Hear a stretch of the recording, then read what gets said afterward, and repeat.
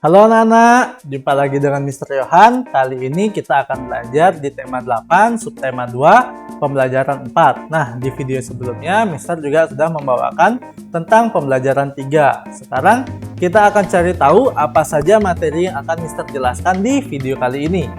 Yang pertama itu kita akan membahas tentang jenis usaha ekonomi yang dikelola oleh kelompok.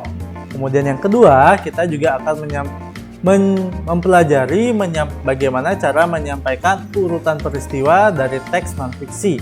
Dan yang ketiga, kita akan mempelajari tentang bagaimana tradisi rasulan di Gunung Kidul. Ya, yuk materi yang pertama. Ini ada muatan IPS, kita belajar tentang usaha ekonomi yang dikelola oleh kelompok. Nah, usaha ekonomi yang dikelola oleh kelompok ini, dia akan membutuhkan modal. Usaha kelompok ini dijalankan dengan modal, dengan pengelolaan yang dikelola secara bersama-sama, atau namanya lainnya itu adalah bagi hasil. Modal ini biasanya kita sebut sebagai uang untuk memulai usaha, itu namanya modal. Nah, di sini kita akan membagi usaha kelompok ini menjadi dua, yang dikelola oleh kelompok ini menjadi dua, yaitu yang usaha yang termasuk BUMN dan usaha yang termasuk BUMS. BUMN itu apa, BUMS itu apa, akan Mister jelaskan ya. Lanjut.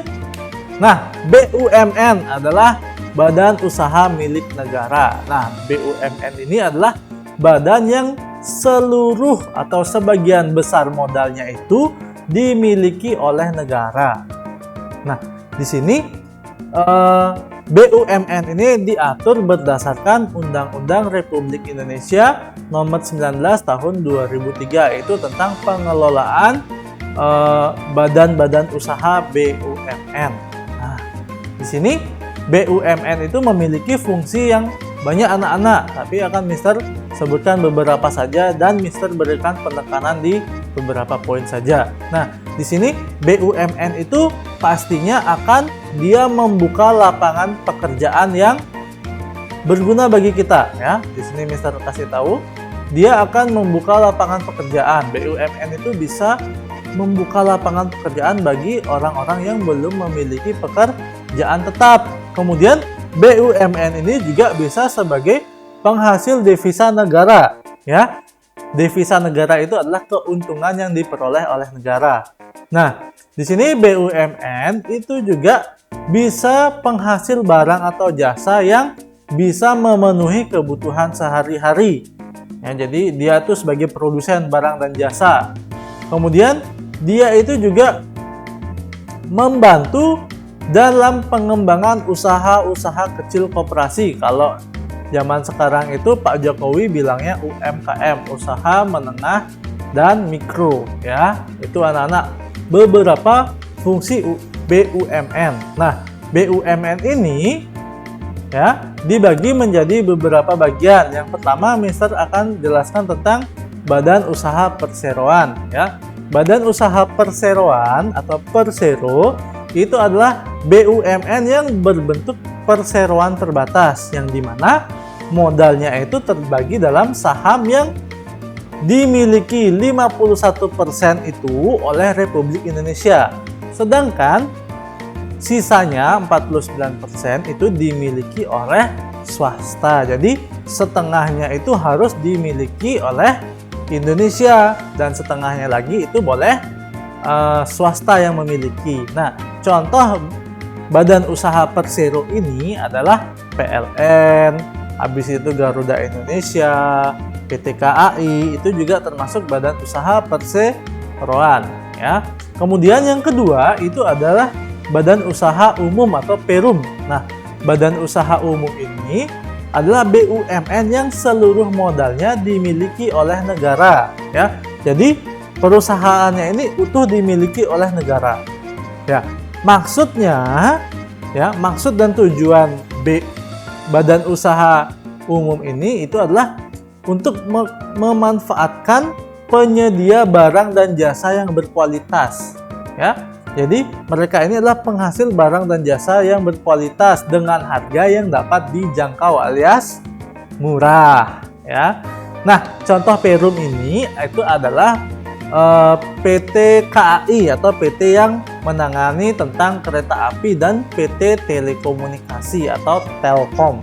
Nah, kemudian perusahaan jawatan atau Perjan. Perusahaan jawatan ini adalah salah satu bentuk BUMN yang modalnya berasal dari negara. Besarnya modal ini itu ditentukan oleh APBN, ya. APBN itulah anggaran pembelanjaan negara. Contoh Perjan atau perusahaan jawatan ini itu adalah RS Cipto Mangunkusumo, RS Jantung Harapan Kita, dan yang lain-lain. Anak-anak bisa lihat di buku modulnya ya, anak-anak.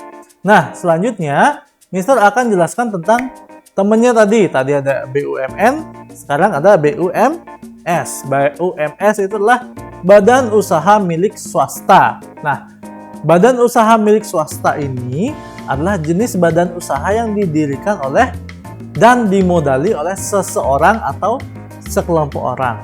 Gimana sih maksudnya seseorang atau sekelompok orang? Nah, di sini akan kita tahu bagaimana artinya seseorang atau sekelompok orang. Nah, BUMS yang pertama itu adalah firma.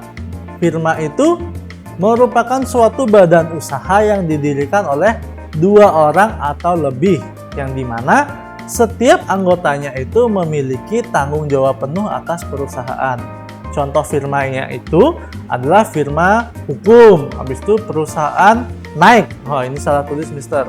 Perusahaan Adidas, firma akuntansi. Nah, itu contoh firma. Kemudian ada yang namanya CV atau komanditer Venoscape, ya. Perusahaan komanditer atau CV ini merupakan perusahaan yang didirikan berdasarkan asas saling percaya. Nah, di sini asas saling percaya itu nanti akan menimbulkan adanya sekutu. Nah, CV ini merupakan salah satu bentuk usaha yang dipilih oleh beberapa pengusaha yang ingin memiliki usaha tapi modalnya minim. Nah, modal minim inilah yang akan mengakibatkan adanya sekutu aktif dan sekutu pasif. Nah, di sini sekutu aktif itu artinya anggota yang memimpin atau menjalankan perusahaan dan dia itu memiliki tanggung jawab penuh atas perusahaannya. Kalau sekutu pasif ya, itu adalah orang yang hanya menanamkan modalnya tapi nggak ikut campur dalam usaha-usaha atau urusan operasional di perusahaannya. Jadi dia kasih duit aja, sekutu pasif tuh istilahnya. Kalau sekutu aktif nih, dia adalah orang yang kasih duit juga tapi dia yang menjalankan perusahaan itu. Nah, itu namanya atau itu yang dimaksud dengan CV. Nah, sekarang kita akan mengetahui tentang apa itu PT. PT itu adalah kepanjangan dari perseroan terbatas. Nah, PT ini merupakan badan usaha bersama yang dimana dia itu berasal dari kumpulan saham ya, modalnya itu berupa saham. Saham itu apa anak-anak? Nah, saham itu adalah sebuah bukti kepemilikan perusahaan, itu yang disebut saham. Nanti yang memiliki saham yang paling besar atau saham yang paling banyak itu yang mendapat dividen atau keuntungan yang paling banyak dari perusahaan tersebut ya. Jadi contohnya kalau anak-anak punya saham 51%, berarti anak-anak memiliki atau mendapatkan keuntungan yang lebih banyak daripada orang yang memiliki saham 20%. Nah, contoh PT di Indonesia itu adalah PT PLN, PT Pertamina, PT Telekomunikasi, PT Dirgantara Indonesia, dan lain sebagainya. Nanti anak-anak bisa cari di Google ya bersama papa mamanya. Nah, selanjutnya itu adalah koperasi. Koperasi ini adalah usaha bersama dalam bidang ekonomi. Dia diatur dalam Undang-Undang Dasar 1945 pasal ke-33 ya. Nah, kerjasama dalam koperasi ini dia itu berdasarkan asas kekeluargaan. Ya, jadi koperasi ini berdasarkan asas kekeluargaan. Nah, koperasi juga memiliki beberapa jenis. Pertama, koperasi konsumsi, koperasi simpan pinjam, koperasi produksi, koperasi jasa, dan koperasi serba usaha. Oke, kita bahas yang pertama tentang koperasi konsumsi.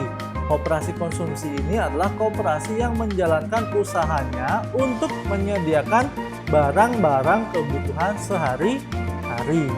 Terus kalau koperasi simpan pinjam itu adalah koperasi yang bergerak dalam usaha simpan pinjam. Contohnya KUD, Koperasi Unit Desa atau LPD, itu bisa juga ya.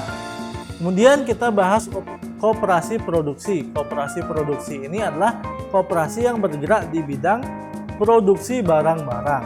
Nah, kalau koperasi jasa itu adalah koperasi yang bergerak di bidang penyediaan jasa ya bagi anggotanya atau masyarakat umum.